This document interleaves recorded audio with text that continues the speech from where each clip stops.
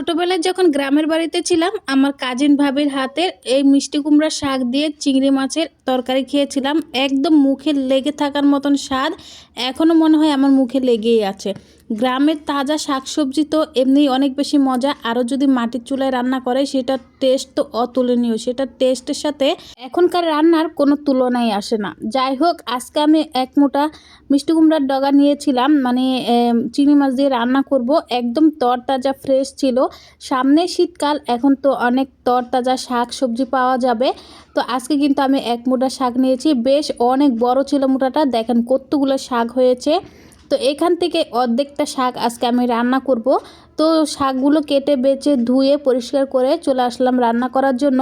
তো এই তো চুলায় কড়াই বসিয়ে দিলাম, তেল গরম করে এখানে আমি পেঁয়াজ কুচি, রসুন কুচি, কাঁচামরিচ কুচি সব কিছু দিয়ে দিলাম। এখন এটাকে একটু ভেজে সময় নিয়ে তারপর এখানে আমি ছোট ছোট চিংড়ি মাছ দিয়ে দিব। চিংড়ি মাছ দিয়ে তারপর শাকটা রান্না করব। তো চিংড়ি মাছটা দিয়ে আমি 2-3 মিনিটের মতো ভেজে নিব আবারও। তারপরে এখানে আমি বাকি মশলাগুলো দিয়ে দিব। তো এখানে আমি হলুদের গুঁড়া, মরিচের গুঁড়া, ধনিয়া গুঁড়া, লবণ, মরিচের গুঁড়া অল্প পরিমাণ করে দিয়ে দিয়েছি, যেহেতু কাঁচামরিচ ব্যবহার করেছি। তারপরে এই সব কিছু মশলা দিয়ে আমি একটু সময় নিয়ে কষিয়ে নিব। অল্প একটু পানি দিয়েছিলাম যাতে মশলাগুলো ভালোভাবে কষানো যায়। তো এখন আমি সময় নিয়ে মশলাটাকে ভালোভাবে কষিয়ে নিব। মশলাটা যখন কষানো হয়ে যাবে, এখানে আমি একটা আলু কেটে দিয়ে দিয়েছি। এই আলুটাকে আমি আগেই একটু সিদ্ধ করে নিব, না হলে শাকের সাথে সিদ্ধ হবে না। তো অল্প পরিমাণে পানি দিয়ে দিয়েছি, আর এখন ঢাকনা দিয়ে কিছু সময় আমি আলুটাকে সিদ্ধ করে নিব। তো এই পর্যায়ে কিন্তু আমার আলুটা প্রায় সিদ্ধ হয়ে গেছে। এখন আমি ভেঙে দিব। এই যে এই আলু দিয়ে চিংড়ি মাছ দিয়ে লাউ শাক বা মিষ্টি কুমড়ার শাক রান্না করলে এটা অনেক বেশি মজার হয়, যদি মজা করে রান্না করা যায়। এইটা দিয়ে কিন্তু এক প্লেট ভাত খাওয়া যায়।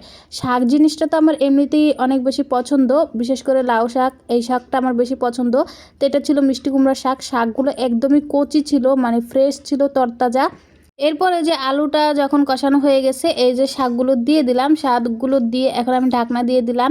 তো শাক থেকে কিন্তু অনেক বেশি পানি বের হয়ে গেছে। এখন আমি এখানে আরও কিছুটা পানি দিয়ে দিব একবারে রান্না করার জন্য।